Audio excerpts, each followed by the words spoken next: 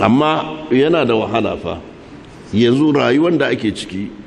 din rayuwa yanzu ba abin da zai iya challenge zai iya ja da kuɗi fa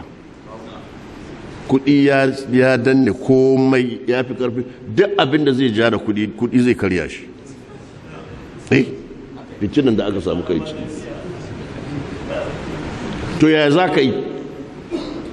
ka yi ka kare addininka da imaninka da mutuncinka da mene yaya za ka yi shi ne ce fasbiru ku yi haƙuri hatta talqauni haƙuri za ka yi wanda kake son ya baka kuɗi ɗin nan ba shi ne arrazzaku ba inna allaha huwa arrazzaq in ka zubar da mutuncinka ko addininka ko imaninka ka je ya baka ka taho kuɗin zai kare shi kuma ka sake komawa dumana har abada kana cikin talauci kenan amma in Allah yana so ya azurta ka inna allaha huwa arrazzaq dhul quwwatil matin haka malaman suka karantar da mu a masallacin annabi ana bara karatu Sheikh Abubakar Jabir Jazairi Allah ya gafarta masa yace duk abin da zaka nema ka neme shi a cikin mutunci fa innal umura tajri bil maqadir al umur tajri bil maqadir ina ma'ana al umur tajri bil maqadir in ka zubar da mutuncinka kai tumasanci ka zubar da addininka ka zubar da darajar iliminka ka je in Allah bai yi ya baka ba wallahi ba za ka samu ka kare mutuncinka ka kare addininka ka kare imaninka da darajar ilimi kana zaune Allah zai kawo maka al'umuru tajri bil maqadiri ina mana al'umuru tajri bil maqadiri da Hausa ku faɗa mana al'umuru al'amurra tajri bil maqadiri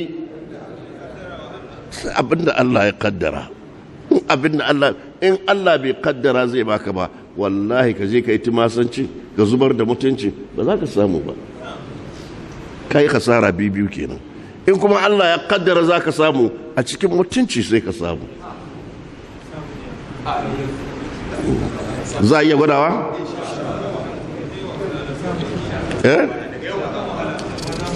Da ɗan wahala?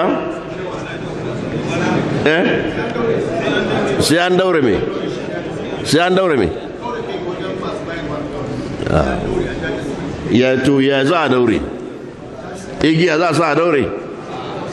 me za a sa a daure awwalu ma yajibu alal mukallafi tashihu imani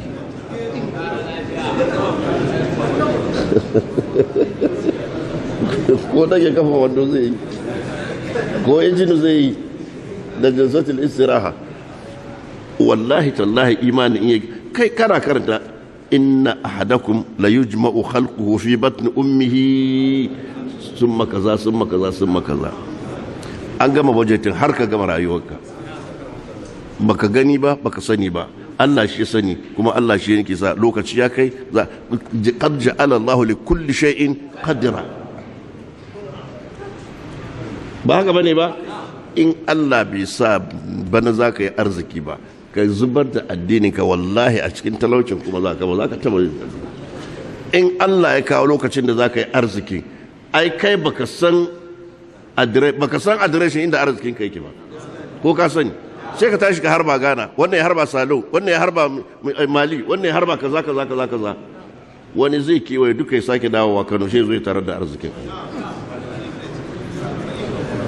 ba haka bane ba an yi da yawa ko wani kuma ya je can zai samu wani kuma ya je can saboda arziki ko kana nan ya zo ko ka bi shi ka je ka samu shi haka yi Allah shi ya san mana arzikinka shi ya san inda kake amma kai baka san inda arzikinka yake ba dalili arzikinka ya san inda kake shine ajalinka da arzikinka ke neman ka ajalinka bai isa ya cin maka ba sai ka gama cin arzikinka duk baki daya ko da shauran ruwa ne kofi daya sai ka sha tuko ka mutu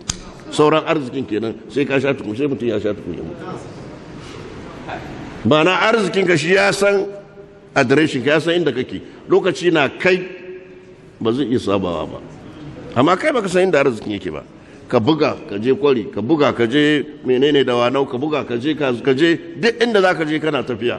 wani sai ka cika tari da shi can yana can kenan, wani kuma duk abin da kake yi ba yana wani wuri yana nan,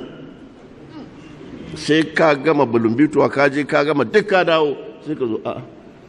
gawa ashe nan ma abin yake na je na yi wahala. To arzikinka shi ya san inda kake, ya san unwaninka, ya san adireshinka, ya san inda kake, amma kai baka san inda yake ba, kana nema ne kuma da arzikinka da ajalinka suke neman ka, amma ajalinka bai isa ya cin maka ba sai ka gama cin arzikinka duk da Allah ya maka a duniya. yanzu ya ci tsire ko yanzu ya ci abinci ko ya sha kunu ya sha, me yasa bai mutu ba kafin ya sha wannan firan? Karshen arzikin kenan da ya sauro sai ya ci ya gama tukun ajalin ya zo ya ɗauke shi ya tafi. To me ke da wahala?